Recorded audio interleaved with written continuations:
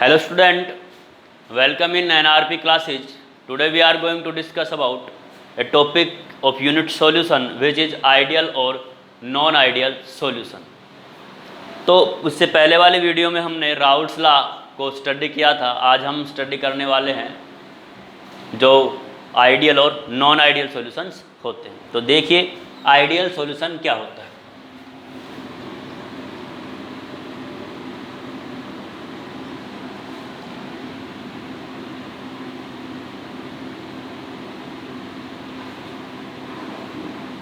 Ideal solution, तो what are the ideal solutions. तो ideal solutions की बात करेंगे तो आइडियल सॉल्यूशंस को जनरली स्टडी करने के लिए क्या देखना होता है कि ऐसे सॉल्यूशंस जो राउल्स लॉ को ओबे करते हैं, वो सब सॉल्यूशंस जो राउल्स लॉ को ऑल टेम्परेचर और ऑल कंसंट्रेशंस के ऊपर जो फॉलो करते हैं या ओबे करते हैं, वो सारे सॉल्यूशन आइडियल सॉल्यूशन होते हैं। वैसे तो कोई भी सॉल्यूशन आइडियल नहीं होता, लेकिन नियरली आइडियल सॉल्यूशन हम बना सकते हैं। तो ऐसे सॉल्यूशंस विच ओबे राउल्स लॉ, जो राउल्स लॉ को ओबे करेगा, वो सारे सॉल्यूशन कैसे होंगे, आइडियल सॉल्यूशन होंगे। तो देखिए क्या होता है, a binary solution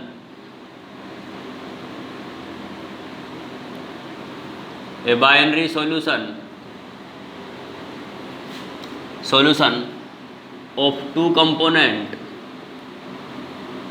components will be ideal if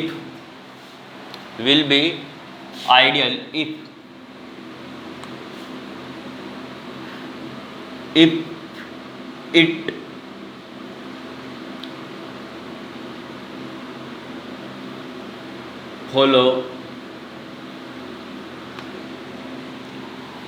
following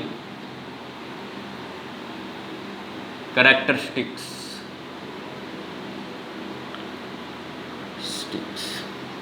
कोई बाइनरी सॉल्यूशन कब आइडियल होगा, तो उसके लिए क्या क्या कंडीशंस होंगी, तो हम देखते हैं इसके कैरेक्टरिस्टिक्स क्या होते हैं। तो इसके आइडियल सॉल्यूशंस के कैरेक्टरिस्टिक्स देखेंगे।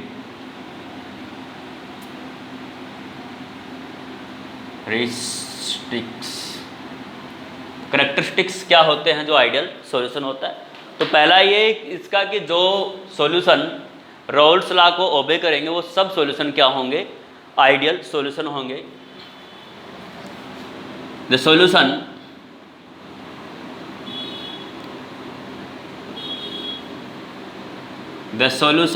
which must obey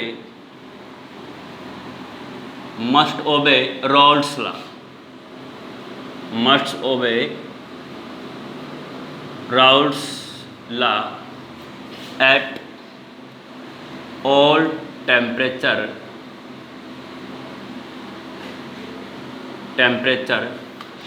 and concentration। All temperature और कंसंट्रेशंस पे जो राउल्स लॉ को ओबे करेंगे, वो सारे सॉल्यूशन क्या रहेंगे, आइडियल सॉल्यूशन रहेंगे। For such solution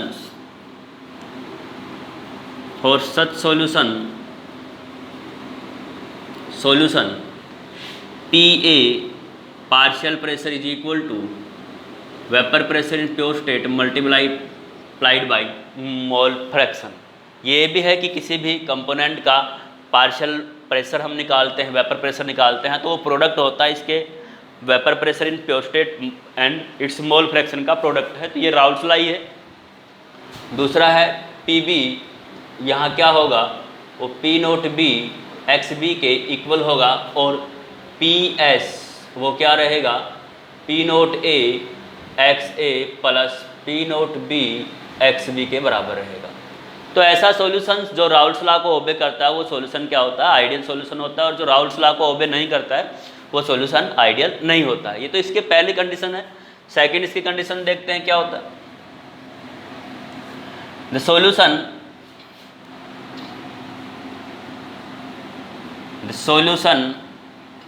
in which solvent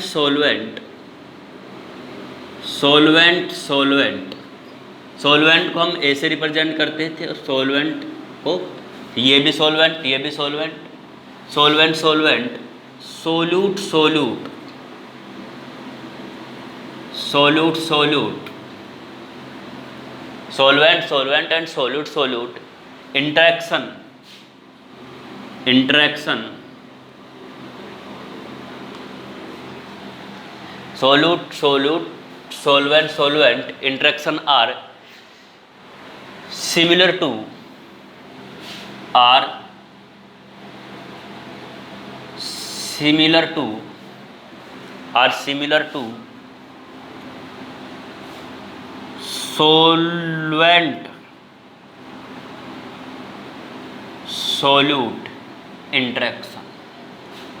interaction, इस बात का क्या मतलब है मैं ये भी समझाता हूँ। देखिए यहाँ से कि मान लीजिए अगर मेरे पास कोई बाइनरी सॉल्यूशन है, इस बाइनरी सॉल्यूशन में हमने एक कंपोनेंट ऐड किया है, ए के पार्टिकल ही पार्टिकल पड़े, हमने उसमें ऊपर से ऐड कर दिया बी के पार्टिकल, तो यहाँ पे बी के भी पार्टिकल, ये जब इसमें जाएगा तो सॉल्यूशन बनेगा। तो ये कह रहा है कि जो ए और ए सॉल्वेंट सॉल्वेंट के पार्टिकल के बीच में, चाहे वो फोर्स ऑफ अट्रैक्शन हो चाहे रिपल्सन हो, वो फोर्स ऑफ अट्रैक्शन, इतना ही फोर्स ऑफ अट्रैक्शन इनके, जितना फोर्स ऑफ अट्रैक्शन या फोर्स ऑफ रिपल्सन या इंट्रैक्शन इनमें होगा, इतना ही फोर्स ऑफ इंट्रैक्शन इनमें होगा।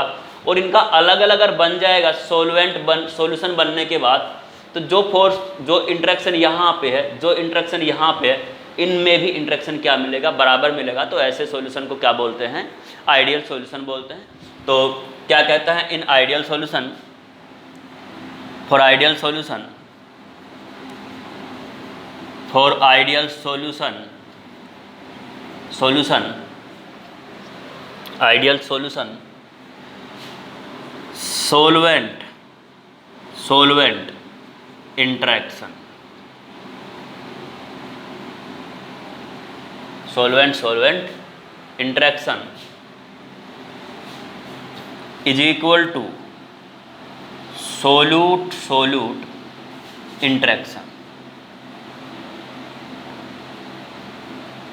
और वो बराबर होगा सॉल्वेंट सोल्यूट इंट्रैक्शन।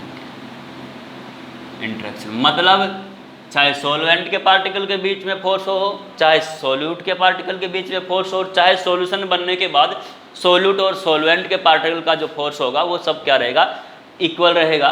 तो उस सॉल्यूशन को हम बोलेंगे, कैसा सॉल्यूशन बोलेंगे, आइडियल सॉल्यूशन। तो ये आइडियल सॉल्यूशन की कंडीशन है, सॉल्वेंट सॉल्वेंट, सोल्यूट सोल्यूट और सॉल्वेंट सोल्यूट।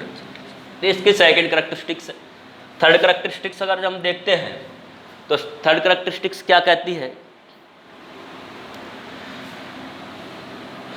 हम यहाँ से समझते हैं इस बात को। अगर मान लीजिए हमारे पास 10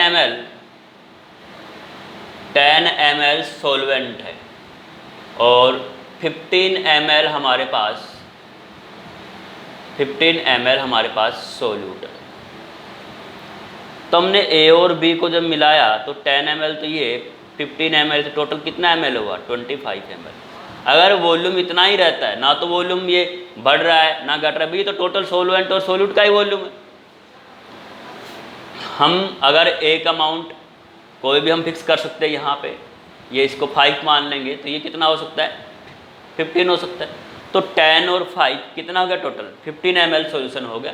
तो 15 ml में कहने का मतलब ये हुआ कि यहाँ पे जो वॉल्यूम था टोटल सॉल्यूशन का 10 और 5 तो 15 ही होना है। अगर ये 16 हो जाता या ये 14 हो जाता तो यहाँ पे वॉल्यूम में चेंज आता, यहाँ पे वॉल्यूम में चेंज नहीं आता, यानी कि चेंज इन वॉल्यूम क्या होना चाहिए, 0 होना चाहिए। तो ऐसे सॉल्यूशन को क्या बोलेंगे, आइडियल सॉल्यूशन। कहने का ये मतलब हुआ, मीन्स हुआ यहाँ कि 10 ml और आप 5 ml को ऐड करोगे तो यहाँ 15 ml हुआ। तो ये तो रीजनेबल इसका वॉल्यूम है, ना तो वॉल्यूम ज़्यादा हुआ है ना वॉल्यूम कम हुआ है। तो ऐसे सॉल्यूशन को क्या बोलते हैं, आइडियल सॉल्यूशन बोलते हैं। तो there should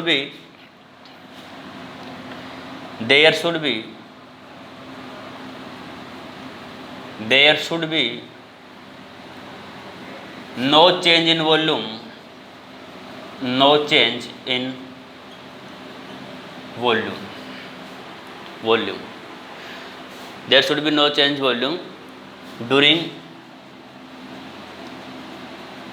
mixing of two component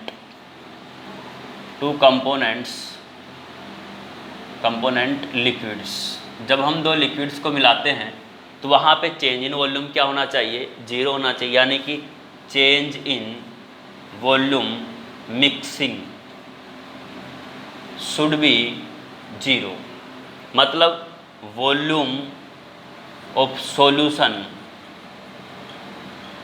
is equal to volume of solvent plus volume of solute. तो ये बराबर होना चाहिए. तो ऐसे सॉल्यूशंस को क्या बोलते हैं, आइडियल सॉल्यूशन. इसकी तीन तो ये मेजर कंडीशंस हैं आइडियल सॉल्यूशन होने के लिए. पहले तो ये हुआ कि सॉल्यूशन में सॉल्वेंट और सोल्यूट का इंटरेक्शन क्या होना चाहिए, बराबर होना चाहिए, सिमिलर होना चाहिए. और दूसरा ये है कि वो राउल्ट्स लॉ को ओबे करना चाहिए हर कंडीशंस पे, यानी कि ऑल टेम्परेचर और ऑल कंसंट्रेशंस पे उसको फॉलो करना चाहिए. वहाँ पे तीसरी बात ये है कि वहाँ पे कोई भी चेंज नहीं आना चाहिए वॉल्यूम में ड्यूरिंग मिक्सिंग. तो ये तीन कंडीशंस होगी. फोर्थ इसकी कंडीशंस देखते हैं. तो देखिए फोर्थ क्या बनेगी.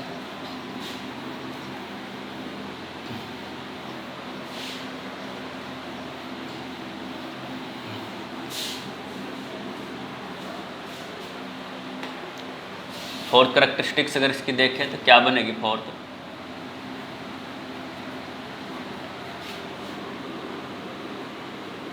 There should B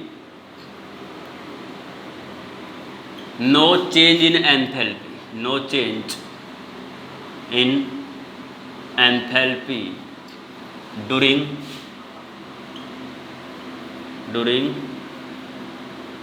mixing of two components. तो जब हम दो कंपोनेंट्स को मिक्स करें तो वहाँ पे एंथैल्पी में चेंज नहीं आना चाहिए. Means delta H of mixing should be zero. मतलब नाइदर हीट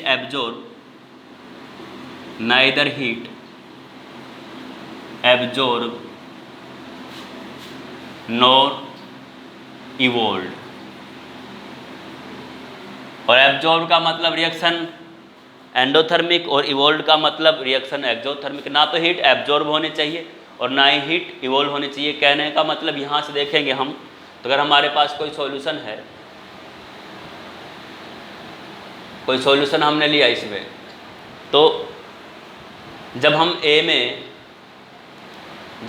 में बी मिक्स करके सॉल्यूशन बनाएंगे तो यहाँ से ना तो हीट इवोल्व होगी ना या हीट एब्जॉर्ब होगी, यानी कि चेंज इन एंथैल्पी. ना तो सॉल्यूशन गर्म होगा ना सॉल्यूशन ठंडा होगा. तो वहाँ पे डेल्टा एच ऑफ मिक्सिंग क्या आएगी, जीरो. उस केस में हीट ना तो बाहर निकलेगी ना अंदर आएगी, तो उस चीज़ को बोलते हैं डेल्टा एच जीरो. तो ऐसे केस में ये होना चाहिए कि वहाँ पे कोई भी चेंज नहीं आना चाहिए एंथैल्पी में. तो ऐसे सॉल्यूशंस को क्या बोलते हैं, आइडियल सॉल्यूशन बोलते हैं. अगले कंडीशन क्या है, देयर शुड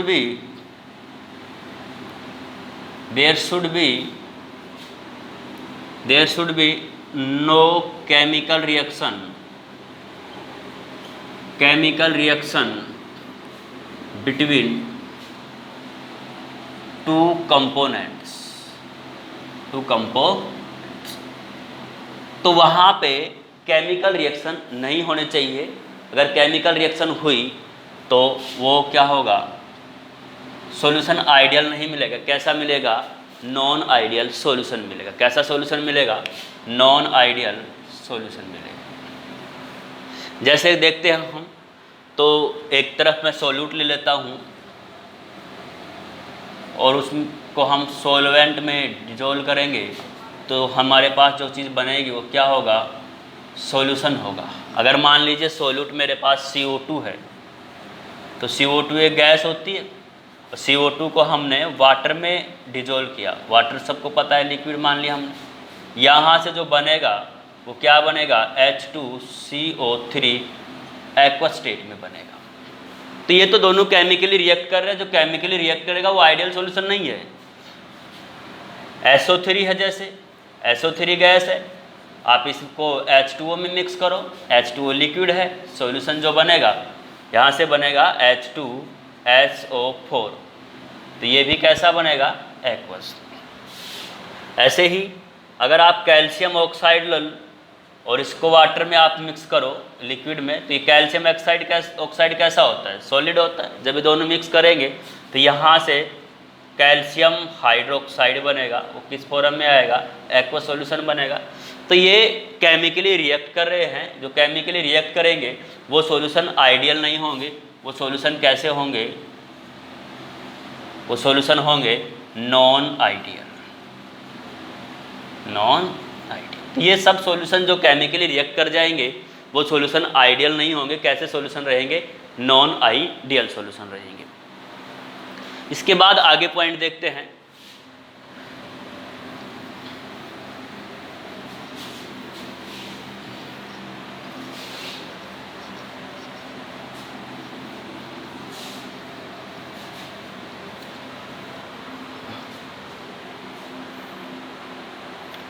पहला पॉइंट हो गया, यहाँ पे 6 पॉइंट है। देयर शुड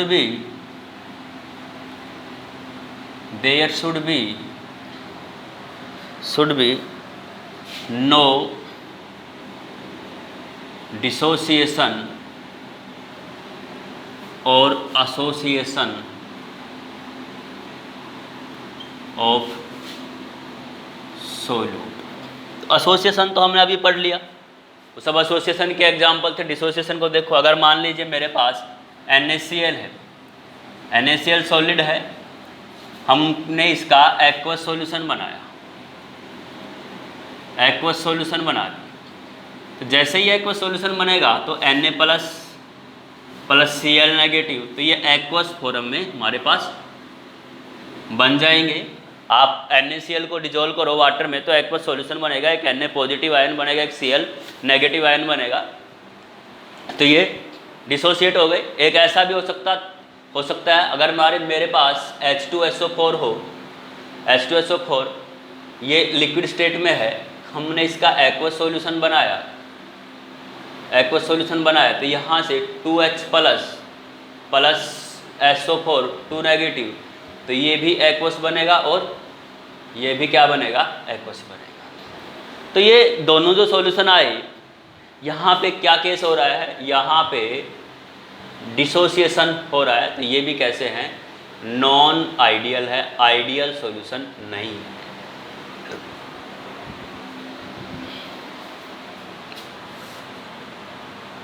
एसोसिएशन की बात करें तो जैसे वहन बेंजोइक एसिड को जब हम, ये बेंजोइक एसिड का फार्मूला होता है,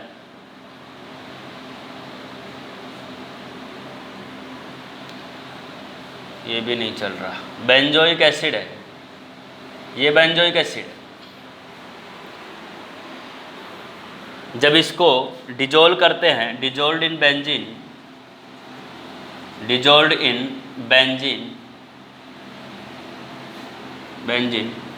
इट अंडरगो या इट डाइमराइजेज, ये डाइमराइजेज हो जाता है, जुड़ जाता है, दो में मॉलिक्यूल में जुड़ जाता है। तो ये यहाँ पे इस केस में इसका काम, जैसे देखता हूँ तो मैं इसको दिखाता हूँ, ये बेंजोइक एसिड हो गया, C+O, ये बेंजोइक एसिड है। एक हमने और ले लिया बेंजोइक एसिड, तो यहाँ से इधर O और इधर OH, तो यहाँ पे एक हाइड्रोजन बॉन्डिंग हो जाती है। तो ये दोनों मॉलिक्यूल आपस में क्या हो गए, जुड़ गए, और जो जुड़ जाते हैं डाइमर, एक की बजाय दो हो गए, डाइमर हो गए, इस चीज़ को हम बोलते हैं डाइमराइजेशन। तो यहाँ पे भी ये सॉल्यूशन कैसा बन जाएगा, नॉन आइडियल सॉल्यूशन होगा। तो ये आइडियल सॉल्यूशन के करैक्टरिस्टिक्स हो गए। ये अगर देखी जाए तो ये बॉन्डिंग है ये इंटरमोलिकुलर हाइड्रोजन बॉन्डिंग है, ये इंटर मोलिकुलर हाइड्रोजन बॉन्डिंग है। ये किसी दो मॉलिक्यूल के बीच में जो वीक इंटरमोल बॉन्ड बनता है हाइड्रोजन बॉन्ड, उसको बोलते हैं इंटरमोलिकुलर हाइड्रोजन बॉन्डिंग। तो ये कैसा है, आइडियल सॉल्यूशन है।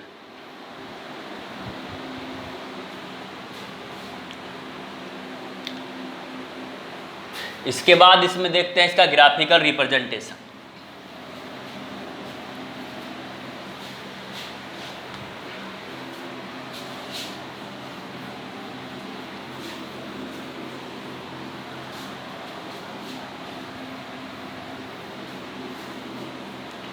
तो ग्राफिकल रिप्रेजेंटेशन में क्या होता है,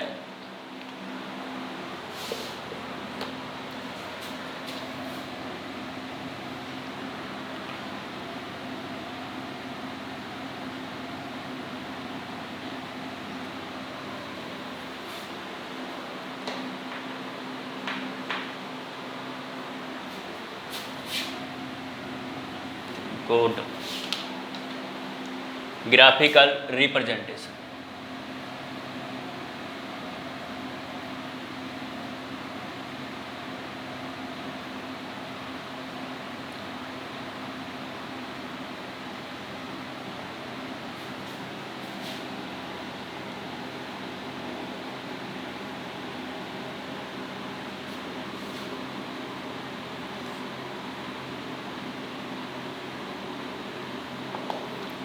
तो हम ग्राफिकल रिप्रेजेंटेशन देखते हैं आइडियल सॉल्यूशन का कैसे होता है। देखिए एक बार,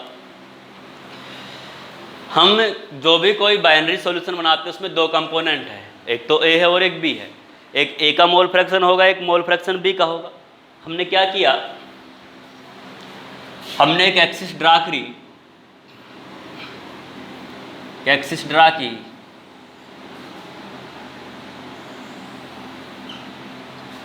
इस एक्सिस पे हमने मोल फ्रैक्शन लिया, मोल फ्रैक्शन, और वाई एक्सिस पे हमने ले लिया वेपर प्रेशर। यहाँ हमने ले लिया वेपर प्रेशर। एक पे हमने क्या ड्रा कर लिया, मोल फ्रैक्शन। और हमारे पास दो कंपोनेंट हैं, एक अगर मान लिए एक्स ए है और एक एक्स बी कंपोनेंट है। इसका मोल फ्रैक्शन अगर 1 है तो फिर एक्स बी का मोल फ्रैक्शन 1 है। इसके कोरस्पेंडिंग हमने एक एक्सिस और कर ली, यहाँ पे एक्सिस बना ली। तो जैसे जैसे ये एक्स ए है, राउल्स ने ये बताया कि अगर x A is equal to 1 है तो यहाँ पे ये कंपोनेंट ए कंपोनेंट है। जैसे जैसे मैं यहाँ जाऊँगा, आगे जाता जाऊँगा, मैं यहाँ पे कंसंट्रेशन या एक्स ए को 0 कर दूंगा और एक्स बी की कंसंट्रेशन 1। यहाँ पे मोल फ्रैक्शन एक्स ए का 1 है। जैसे जैसे इस साइड हम जाएंगे मोल फ्रैक्शन बढ़ता जाएगा, किसका, एक्स बी का। और क्या लास्ट में जो फाइनल स्टेट हो गया, एक्सट्रीम कंडीशन होगी, वहाँ पे एक्स ए क्या हो जाएगा, 0 हो जाएगा और एक्स बी क्या रहेगा, 1, क्योंकि मोल फ्रैक्शन ऑलवेज 1 होता है। अगर हम यहाँ पे एक्स ए है तो यहाँ पे एक्स बी तो है ही नहीं, तो इसका मैं प्योर स्टेट में वेपर प्रेशर को मान लेता हूँ, ये इसका प्योर स्टेट। अब जैसे जैसे मैं, अगर मान लो एक्स ए हमारे पास वोलेटाइल है और एक्स बी नॉन वोलेटाइल है, तो जैसे जैसे नॉन वोलेटाइल डालूंगा तो वेपर प्रेशर क्या होता जाएगा, कम होता जाएगा। जैसे जैसे मैं एक्स बी ऐड करूंगा, अगर x B non volatile solute है तो मैं अगर सोल्यूशन भी ऐड करूंगा एक्स ए में तो धीरे धीरे वेपर प्रेशर क्या होता जाएगा, कम होता जाएगा। तो वेपर प्रेशर जैसे जैसे कम होता जाएगा, वेपर प्रेशर कम होता जाएगा।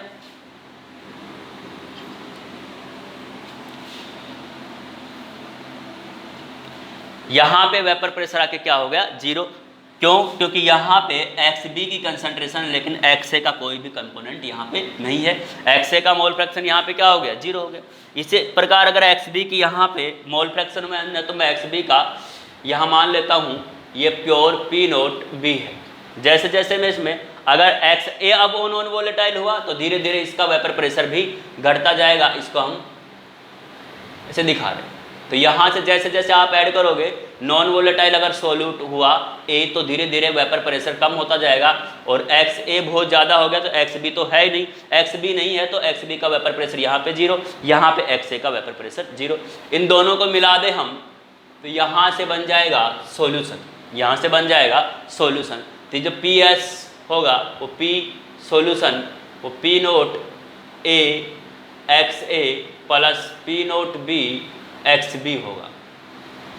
इसके कॉरस्पॉन्डिंग अगर हम देखते हैं तो ये बी वाली लाइन है, तो ये क्या बना, जहाँ से पी बी अगर निकालेंगे तो वो P note B x B के बराबर होगा। यहाँ से देखेंगे तो ये P A is equal to P note A x A के बराबर। तो ये जो दिया था ये आइडियल सॉल्यूशन के लिए ग्राफिकल रिप्रेजेंटेशन राउल्ट्स ने दिया था, सिंपल है। अगर यहाँ पे एक्स ए का मोल फ्रैक्शन 1 है तो एक्स बी 0 है। जैसे जैसे मैं सोल्यूट ऐड करता जाऊँगा तो एक्स बी की अमाउंट बढ़ती जाएगी, जैसे जैसे एक्स बी की अमाउंट बढ़ती जाएगी मैक्सिमम एक्स बी की 1 हो सकती है। जब एक्स बी की अमाउंट यहाँ पे 1 है तो एक्स बी यहाँ 0, तो यहाँ पे एक्स ए का वेपर प्रेशर 0 है, यहाँ पे एक्स बी का 0 है। टोटल सोल्यूशन करेंगे तो ए और बी को जोड़ेंगे तो सोल्यूशन क्या होता था, पी ए जमा पी बी, तो हम पी नोट ए एक्स ए को उसके सोल्यूशन के बराबर कर दें। ये आइडियल सोल्यूशन की कंडीशंस थी, इसका ग्राफ था। अब इसके एग्जांपल्स हम देखते हैं आइडियल सॉल्यूशन के कौन कौन से सॉल्यूशन है जो आइडियल सॉल्यूशन को फॉलो करते हैं। तो एग्जांपल्स देखना कौन कौन से एग्जांपल इंपॉर्टेंट है, ये एग्जांपल बहुत पूछे जाते हैं।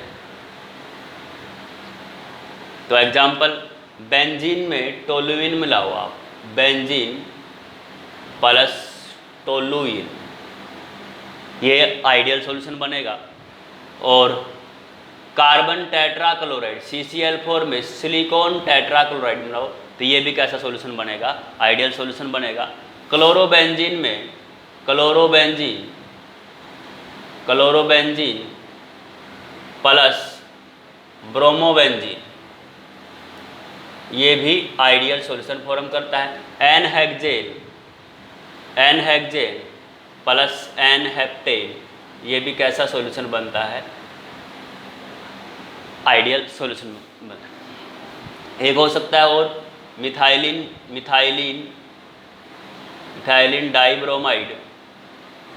डाइब्रोमाइड प्लस मिथाइलिन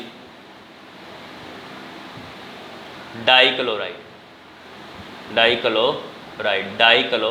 ये हो गया CH2Br2 प्लस CH2Cl2, ये सब आइडियल सॉल्यूशन के एग्जाम्पल है।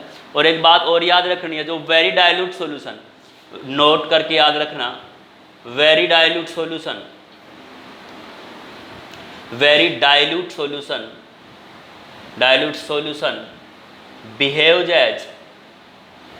Behaves as ideal solution. जो बहुत ज़्यादा डाइल्यूट सॉल्यूशन होंगे वो आइडियल सॉल्यूशन की तरह बिहेव करेंगे।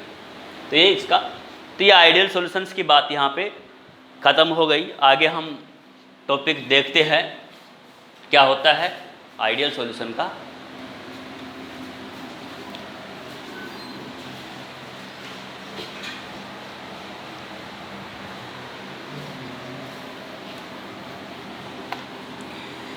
तो ये आइडियल सॉल्यूशंस के बारे में सब कुछ आ चुका है इसमें। अब हम नॉन आइडियल सॉल्यूशंस के बारे में डिस्कस करेंगे। तो नॉन आइडियल सॉल्यूशंस क्या होते हैं देखना एक बार। तो आगे है नॉन आइडियल सॉल्यूशन।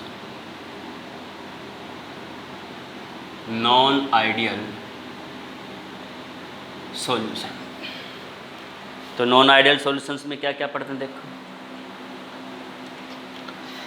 अभी हमने देखा कि आइडियल सॉल्यूशन वो होते हैं जो राउल्स लॉ को ओबे करे, जिसमें सॉल्वेंट का और सोल्यूट का इंटरेक्शन सिमिलर हो सॉल्वेंट और सोल्यूट की, जहाँ पे चेंज इन वॉल्यूम 0 हो, चेंज इन एंथैल्पी 0 हो, जहाँ पे ना एसोसिएशन हो ना डिसोसिएशन हो, या जहाँ पे ना कोई केमिकल रिएक्शन हो, वो आइडियल सॉल्यूशन होगा। इसके उल्टा जो भी कुछ होगा सब नॉन आइडियल सॉल्यूशन है। तो कैरेक्टरिस्टिक्स देखेंगे क्या होंगे नॉन आइडियल के। पहले ही characteristics, those solution which do not obey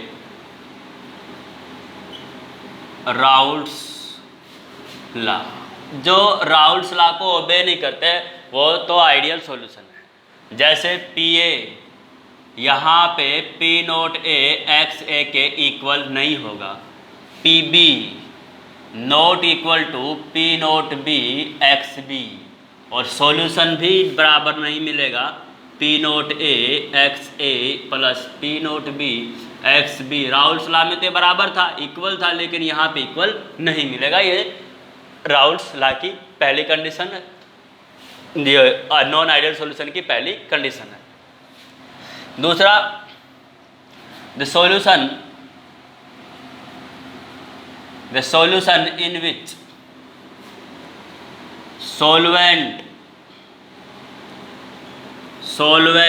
मतलब ए और ए, सोल्यूट मीन्स बी और B, interaction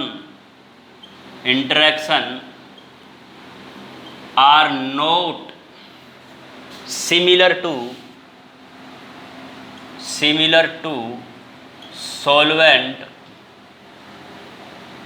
solute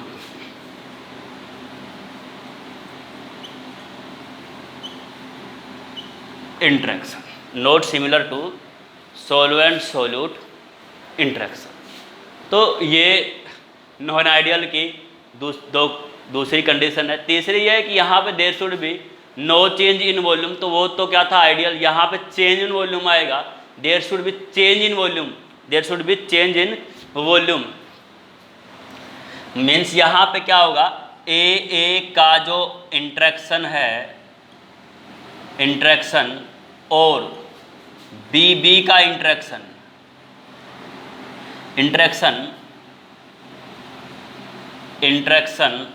not equal to A B interaction, यहाँ पे सिमिलर नहीं मिलेगा। थर्ड इसकी जो प्रॉपर्टी होगी, there should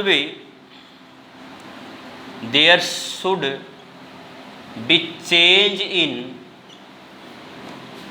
volume during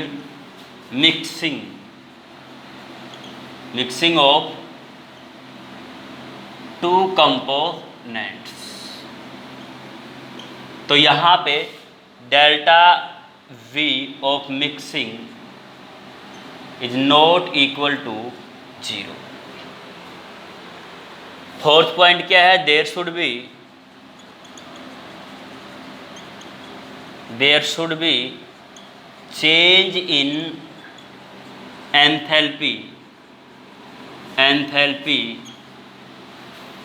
during mixing of two components.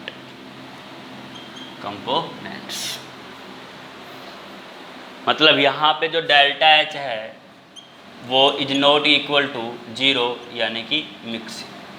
या तो सॉल्यूशन में हीट एब्जॉर्ब होगी, आइदर हीट एब्जॉर्ब और इवोल्व, या तो हीट एब्जॉर्ब होनी चाहिए या इवोल्व होनी चाहिए। नॉन आइडियल सॉल्यूशन की कंडीशन है, ये नॉन आइडियल सॉल्यूशन की कंडीशन है। तो देख लेना, दो solution which do not obey Raoult's law, जहाँ पे सॉल्वेंट का not similar, are not similar, ये बात ध्यान रखना है, सिमिलर नहीं होता उसमें, या चेंज इन वॉल्यूम भी 0 नहीं होता, चेंज इन एंथैल्पी भी 0 नहीं होता। तो ये नॉन आइडियल सॉल्यूशन की कंडीशंस है। अगर जहाँ पे एसोसिएशन और डिसोसिएशन हो गया तो ये क्या होंगे, नॉन आइडियल सॉल्यूशन होंगे।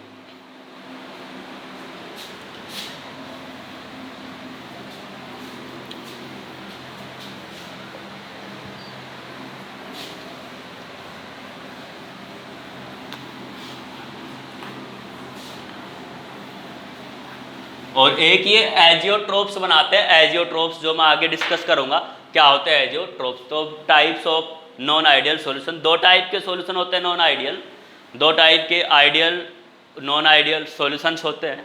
तो जो आइडियल और नॉन आइडियल सॉल्यूशन में हम नॉन आइडियल सॉल्यूशन को अब डिस्कस करने जा रहे हैं, जिसके टाइप्स हैं, कौन कौन से टाइप हैं। तो देखिए,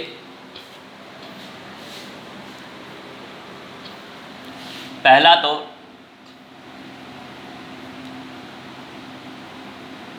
non ideal solution with positive deviation. ये टाइप है, आइडियल नॉन आइडियल सॉल्यूशन के टाइप है, नॉन आइडियल सॉल्यूशन के टाइप्स हैं। पहला non ideal solution with positive deviation, और दूसरा हम यही लिख देते हैं non ideal solution, non ideal solution with negative deviation, negative deviation. तो अब इन दो को हम स्टडी करेंगे, क्या होते हैं नेगेटिव डेविएशन और क्या होते हैं पॉजिटिव डेविएशन, नेगेटिव और पॉजिटिव डेविएशन। तो स्टार्ट करते हैं non ideal solution with positive deviation. इसको हम आगे डिस्कस करेंगे। तो पॉजिटिव डेविएशन में क्या देखेंगे, देखना एक बार, इसको थोड़ा समझना जरूरी है। यहाँ से अगर हमारे पास कोई सॉल्यूशन में एक कंपोनेंट है ए कंपोनेंट, जैसे हमने बी मिलाया तो बी और ए मिलके क्या बना लेंगे, ए बी बना लेंगे, ये सॉल्यूशन बन गया। यहाँ का जो फोर्स ऑफ इंट्रैक्शन था और यहाँ का, इनसे इसका वीक हुआ भाई। अगर पहले जो फोर्स ऑफ अट्रैक्शन था वो स्ट्रॉन्ग था और बाद वाले वीक हो गया, सॉल्यूशन बनने के बाद वीक। अगर इंट्रैक्शन वीक हुआ तो वॉल्यूम धीरे धीरे क्या होगा, बढ़ जाएगा। इंट्रैक्शन वीक होता तो मॉलिक्यूल दूर जाते हैं, इंट्रैक्शन स्ट्रॉन्ग होता है, फोर्स ऑफ अट्रैक्शन तो मॉलिक्यूल पास आते हैं। जितना इंट्रैक्शन वीक होगा ऐसे ऐसे मॉलिक्यूल दूर जाएंगे, जितना दूर जाएंगे वॉल्यूम बढ़ जाएगा। तो यहां से देखिए, जब सॉल्यूशन बना तो अगर इनका इंट्रैक्शन वीक हुआ, वीकर इंट्रैक्शन हुआ इनसे, तो वॉल्यूम बढ़ेगा, और जब वॉल्यूम बढ़ेगा तो डेविएशन कैसा हो जाएगा, पॉजिटिव डेविएशन हो जाएगा। फिर देख लेना यहां से, अगर solvent solute interaction are weaker than solvent interaction, तब जो सॉल्यूशन में जो डेविएशन आएगा वो डेविएशन क्या मिलेगा, पॉजिटिव डेविएशन मिलेगा। अगर इनका सॉल्यूशन बनने के बाद अट्रैक्शन ज़्यादा हुआ तो मॉलिक्यूल पास आएंगे तो वॉल्यूम घटेगा, और जब वॉल्यूम घटेगा तो कम होना नेगेटिव, वॉल्यूम बढ़ना पॉजिटिव डेविएशन को शो करता है। तो यहाँ देखना, नॉन आइडियल सॉल्यूशन में अगर द सॉल्यूशन, यहाँ से देखना सॉल्यूशन ए और बी का अगर वीक हुआ तो इसका मतलब ये हुआ कि the solution in which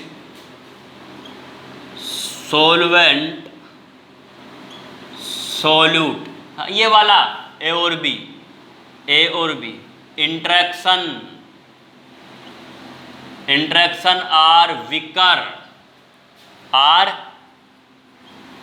weaker than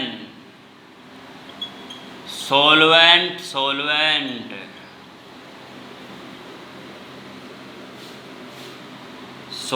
solute interaction.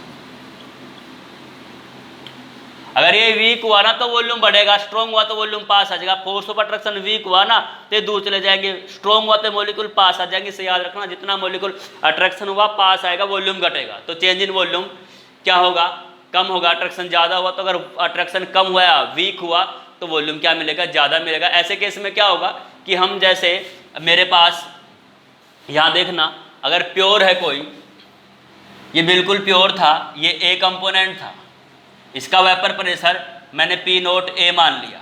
हमने जैसे इसमें बी मिलाया तो ए बी मिलते ये बन गया पी सॉल्यूशन। तो इस ए का वेपर प्रेशर ही ज़्यादा था या सॉल्यूशन बनने के बाद ज़्यादा हुआ, क्योंकि इसका सॉल्यूशन बनने के बाद इसमें इंट्रैक्शन वीक हो गए, और वीक हो गए तो वॉल्यूम बढ़ेगा, तो यहाँ पे वेपर प्रेशर बढ़ जाएगा। तो इस केस में क्या होगा, बाद का यानी कि pressure, partial pressure is greater than, pure से ज़्यादा मिलेगा, पी का बी किससे ज़्यादा, बी का भी क्या मिलेगा, P note B x B मिलेगा, और पी सॉल्यूशन भी क्या मिलेगा, ज़्यादा मिलेगा, P note A x A plus P note B x B. तो ये जो सॉल्यूशन आया ये कैसा आएगा, ideal solution, non ideal solution showing positive deviation. इसको थोड़ा सा समझ लेना बस। अगर इंटरेक्शन वीक हुआ तो मॉलिक्यूल दूर जाएंगे, वेपर प्रेशर बढ़ेगा, वेपर प्रेशर बढ़ेगा तो सॉल्यूशन का बाद में ज़्यादा होगा, पहले वेपर प्रेशर कम था क्योंकि बाद में इंटरेक्शन वीक हो गई। ऐसे केस में अगला पॉइंट क्या है, चेंज इन वॉल्यूम। दूसरा, the change in volume, the change in volume will be positive, मतलब डेल्टा एच,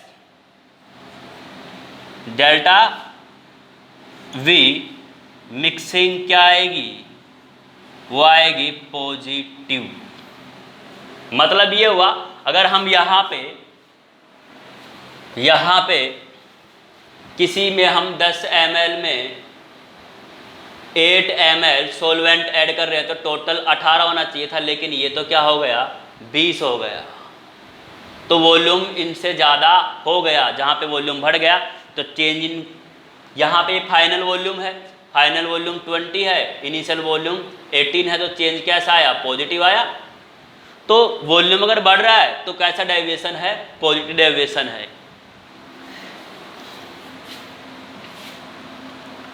तीसरा यहाँ क्या हो जाएगा, the change in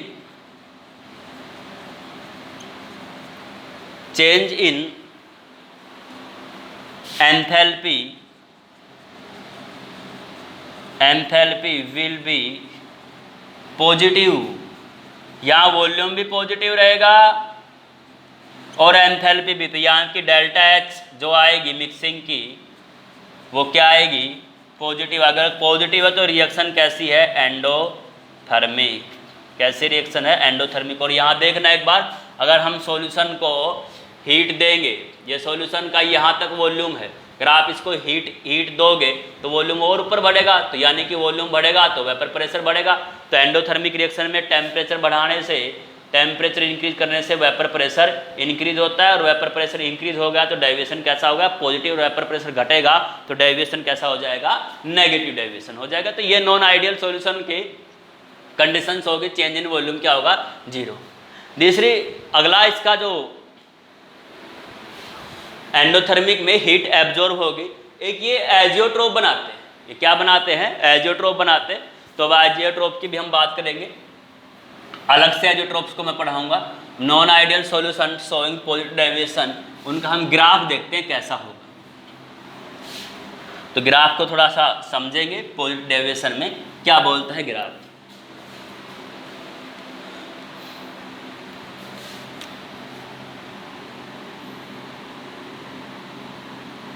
with positive deviation,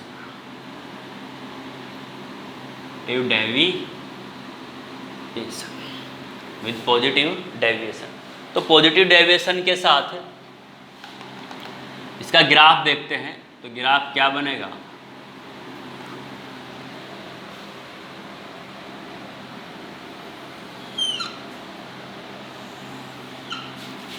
अभी हमने पढ़ा था, राहुल सर ने बताया था कि अगर ये एक एक्स ए कंपोनेंट यहाँ पे 1 है, एक्स बी यहाँ पे 0 है, और यहाँ x A is equal to 0, तो यहाँ एक्स बी क्या हो गया, 1 हो गया। इसके कॉरस्पॉन्डिंग यहाँ का मैंने वेपर प्रेशर पी भी ले लिया, इसका थोड़ा सा कम ज़्यादा, थोड़ा ज़्यादा ले लेता है, पी नोट भी हो गया। तो दोनों कंपोनेंट्स का जो हमने ग्राफ देखा था,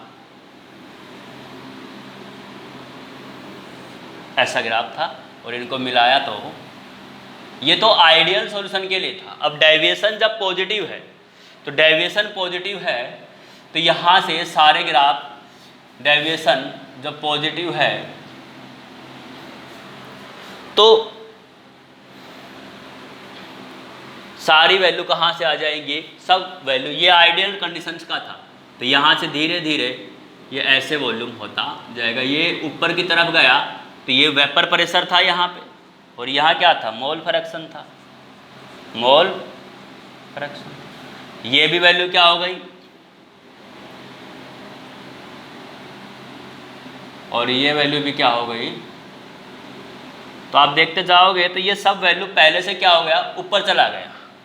ये हमने देखा था किसका था, पी बी का, वो P note B x B के बराबर था, यहाँ पे P note A x A किसके बराबर था, पी ए के बराबर था, ये पी सॉल्यूशन था, P A plus P B, या इसको पूरा भी लिख सकते हैं ऐसे। तो यहाँ पे आइडियल कंडीशन से ये ऊपर गया वेपर प्रेशर, और ये इस स्टेज पे यहाँ देखेंगे तो यहाँ पे वेपर प्रेशर मैक्सिमम है, यहाँ vapour pressure maximum, vapour pressure maximum. और जहाँ वेपर प्रेशर बहुत ज़्यादा होता है वहाँ बॉइलिंग पॉइंट बहुत कम होता है, जहाँ वेपर प्रेशर बहुत ज़्यादा है वहाँ पे बॉइलिंग पॉइंट बहुत कम है। ये बात आपको याद रखनी है, वेपर प्रेशर जब ज़्यादा होगा तो बॉइलिंग पॉइंट कम होगा। तो वेपर प्रेशर इस स्टेज पे वेपर प्रेशर बहुत ज़्यादा, यहाँ मैं दिखाता हूँ, यहाँ पे वेपर प्रेशर मैक्सिमम है। तो जहाँ पे वेपर प्रेशर मैक्सिमम तो बॉइलिंग पॉइंट मिनिमम। तो यहाँ एक एजियोट्रोप बनता है, उस एजियोट्रोप को बोलते हैं, एजियोट्रोप को बोलते हैं minimum boiling azeotrope, minimum boiling azeotrope.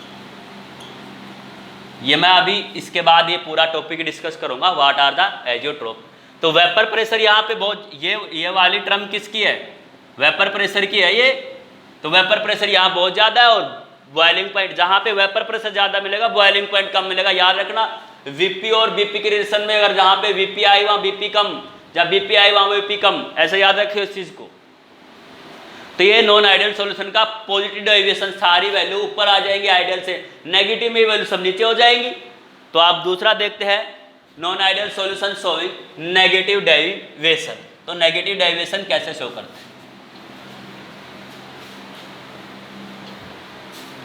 कुछ इसके एग्जाम्पल और कर लेते हैं, एक बार एग्जाम्पल इसके देख लेते हैं, कौन कौन से इसके एग्जाम्पल्स हैं।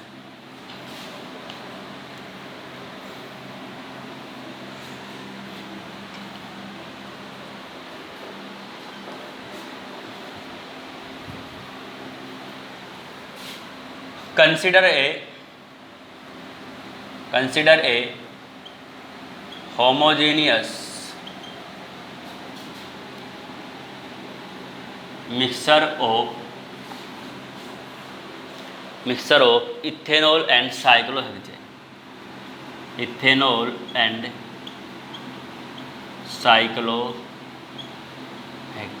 हम देखते हैं जब इथेनॉल को, तो इथेनॉल के मॉलिक्यूल्स के अंदर हाइड्रोजन बॉन्डिंग होती है। क्या होती है, हाइड्रोजन बॉन्डिंग। तो मैं दिखाता हूँ, इथेनॉल का एक मॉलिक्यूल रखता हूँ, ये C2H5OH, ये इथेनॉल का एक मॉलिक्यूल। हाइड्रोजन बॉन्डिंग को मैं इसमें ऐसे दिखा लेता हूँ, HOC2H5, ये C2H5OH हो गया। ऐसे ही फिर दूसरा मॉलिक्यूल आ जाएगा HOC2H5, फिर तीसरा आ जाएगा HOC2H5, ऐसे चलता रहेगा ये। तो ये जो इनके पार्टिकल्स के बीच में, मैं इसको रेड कलर से दिखा देता हूँ, यहाँ पे ये जो बॉन्ड बन रहे हैं ना, ये वीक बॉन्ड है या हाइड्रोजन बॉन्ड है, या हाइड्रोजन बॉन्डिंग, ये इंटरमोलिकुलर हाइड्रोजन बॉन्डिंग है, intermolecular hydrogen bond.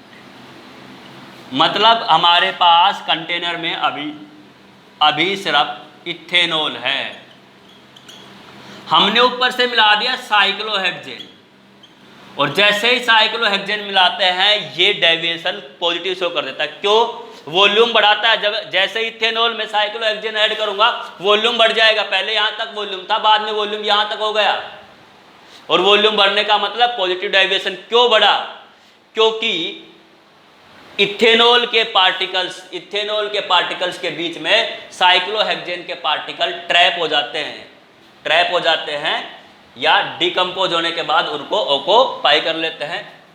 Because on mixing of cyclohexane in ethanol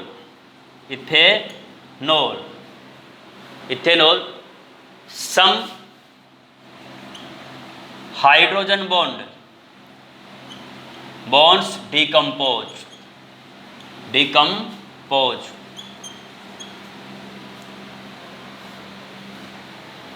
to accommodate cyclohexane molecule, cyclohexane molecule.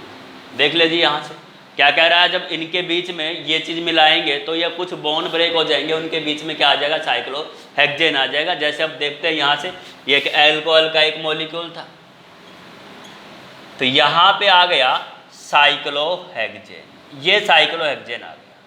फिर दूसरा मॉलिक्यूल है HO6-2H5, फिर एक और मॉलिक्यूल आ गया साइक्लोहेक्सेन, फिर एक और आ गया C2H5OH।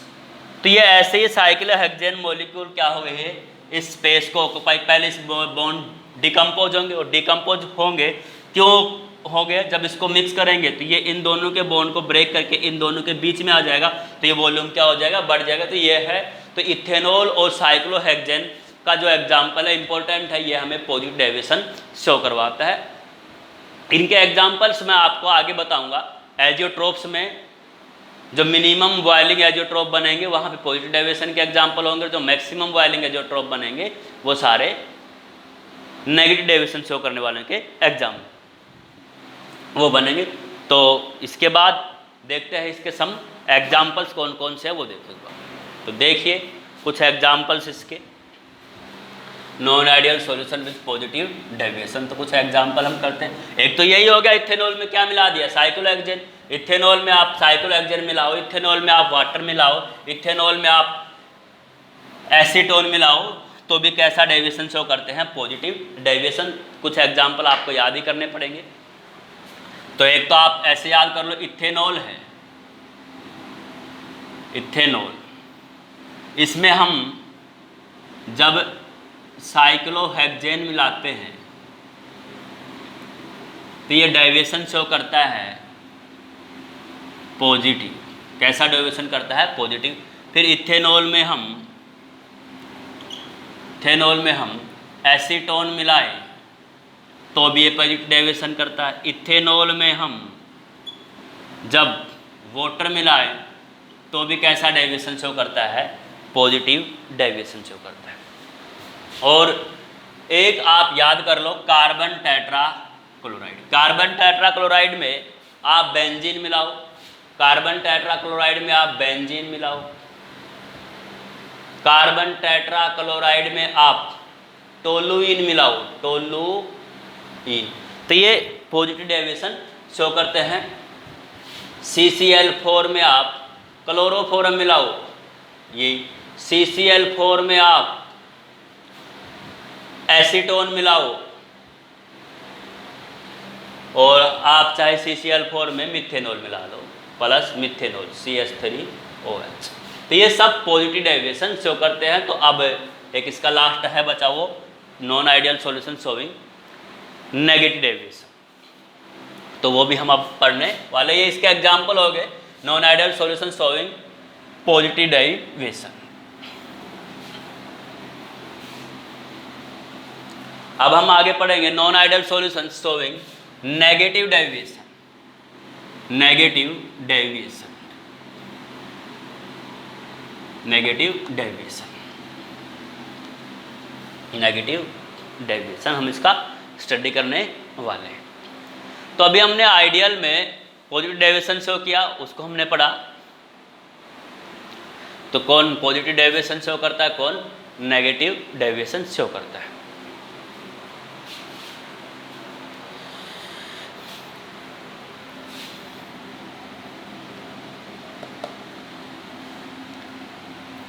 अगर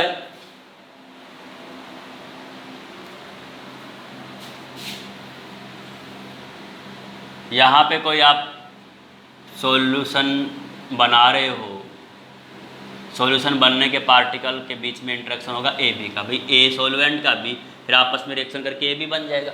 तो अगर AB का अट्रैक्शन ज़्यादा हुआ तो वॉल्यूम घटेगा, यानी कि अगर ये स्ट्रोंगर इंटरेक्शन हुआ तो वॉल्यूम घटेगा। तो क्या होगा नॉन आइडियल सॉल्यूशन में, if the solution in which solution in which solvent solute interaction solvent solute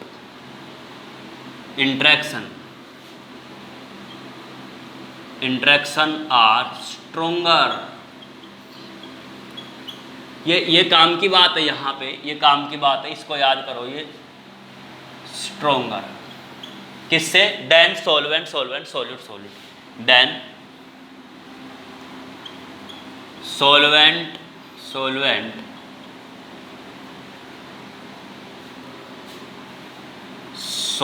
solute interaction. तो ऐसे में वॉल्यूम घटेगा। अगर मान लो ये सॉल्यूशन बनने के बाद अट्रैक्शन ज़्यादा हुआ तो वॉल्यूम घटेगा, और जब वॉल्यूम घटेगा तो इसका मतलब प्योर का ही ज़्यादा था, सॉल्यूशन का क्या होगा? कम। तो यहाँ पे सब ग्राफ उल्टे हो जाएंगे। P A less than P note A x A, P B is equal to P note B x B, और पी सॉल्यूशन भी कम हो जाएगा। P note A x A plus P note B x B, पहले condition. दूसरा यहाँ क्या पढ़ा था? दूसरा यहाँ पे हम पढ़ रहे हैं the change in volume will be negative. हम एक एग्जांपल ले रहे थे, अगर हमने यहाँ पे 10 ml प्लस 8 ml या 18 की बजाय यहाँ 16 ml हो गया तो वॉल्यूम घट गया, तो इसको बोलेंगे नेगेटिव। तो यहाँ पे del V change in volume is equal to negative. तीसरा the change in enthalpy will be negative. Enthalpy will be negative, तो डेल्टा एच मिक्सिंग की क्या रहेगी? Equal to negative. और नेगेटिव तो रिएक्शन कैसी होगी? एक्सोथर्मिक। तो टेम्परेचर बढ़ाओगे इसकी सोल्युबिलिटी घटेगी। तो यहाँ से हीट इवोल्व होगी, और हीट इवोल्व होगी तो कैसा होगा? एक्सोथर्मिक होगा। तो ये नॉन आइडियल की ये 3 कंडीशंस है। तो ये इसकी कंडीशन। अब इनका ग्राफ हम स्टडी करेंगे। Non ideal solution with negative derivation का ग्राफ देखते हैं। तो आइए आगे देखते हैं ग्राफ कैसे बनेगा इसका।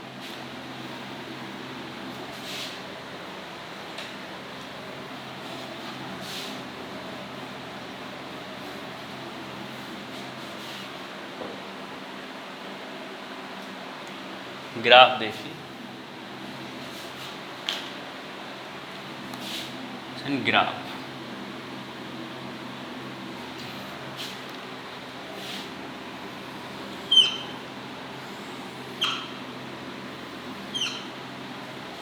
यहाँ x A is equal to 1 x B is equal to 0।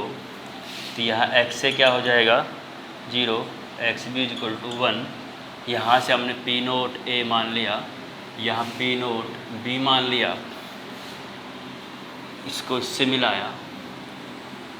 मिलाया, ये सॉल्यूशन बनाया।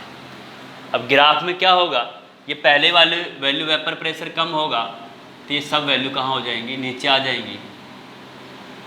तो पहले से क्या आ गई? नीचे आ गई। पहले से क्या आ गई? तो यहाँ देखेंगे तो यहाँ वेपर प्रेशर मिनिमम है। यहाँ सॉल्यूशन का वेपर प्रेशर क्या? ये वेपर प्रेशर है, और ये क्या है? मोल फ्रैक्शन है।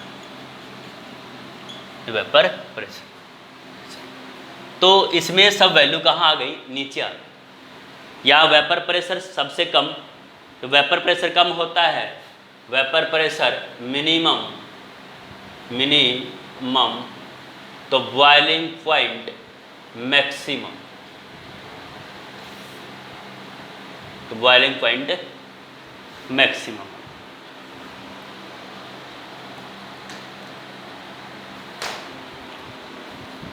तो इसके कुछ एग्जांपल्स हम देखते हैं कौन कौन से जो non ideal solution negative deviation show करते हैं। तो एग्जांपल यहाँ से मैं यहाँ लिख देता हूँ।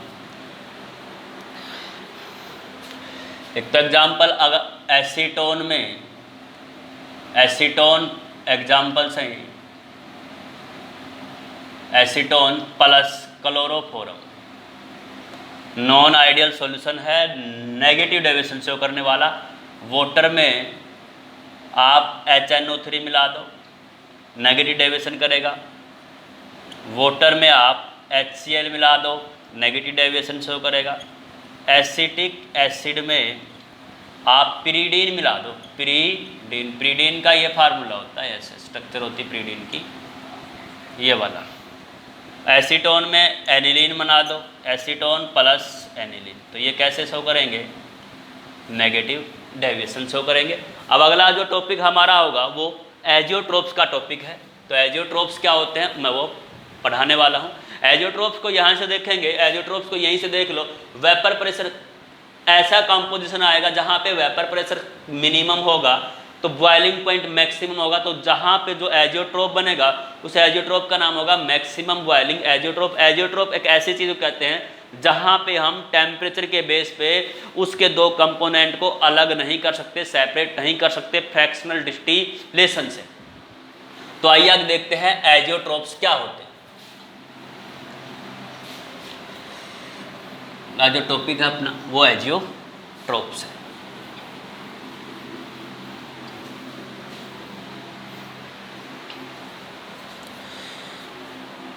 ये भी इम्पोर्टेंट टॉपिक है एजियोट्रोप्स, या इसका एक एग्जाम्पल और कर लेते हैं। नेगेटिव डेविएशन ये भी इम्पोर्टेंट पूछा जाता है, एक एग्जाम्पल देखो और है।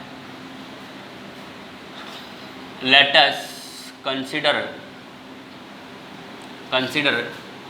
a binary solution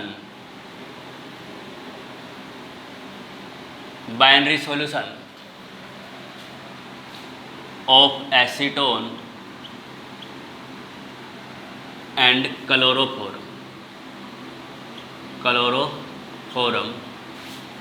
shows negative deviation. याद रखिए ये नेगेटिव डेविएशन शो करता है एसीटोन एंड क्लोरोफोरम का। क्यों करता है? बिकॉज क्यों करता देखते। एसीटोन की स्ट्रक्चर हुई CH3 C double bond O CH3, ये एसीटोन है। मैं इसको हाइड्रोजन बॉन्डिंग दिखाने के लिए इसको ऐसे दिखा लेता हूँ, ऐसे दिखा लेते हैं हाइड्रोजन बॉन्डिंग के लिए। ये हो गया एसीटोन। और एक हमने क्लोरोफोरम, तो क्लोरोफोरम ये HCl तो इन दोनों के बीच में हाइड्रोजन बॉन्डिंग, तो हाइड्रोजन बॉन्डिंग की वजह से मॉलिक्यूल पास आते हैं, वॉल्यूम घटेगा, नेगेटिव डेविएशन। दूसरी बात, जब ये बॉन्ड बनता है तो heat is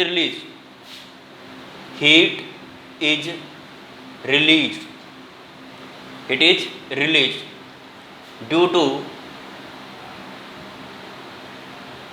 formation of hydrogen bond. मतलब यहाँ डेल्टा H क्या मिलेगा?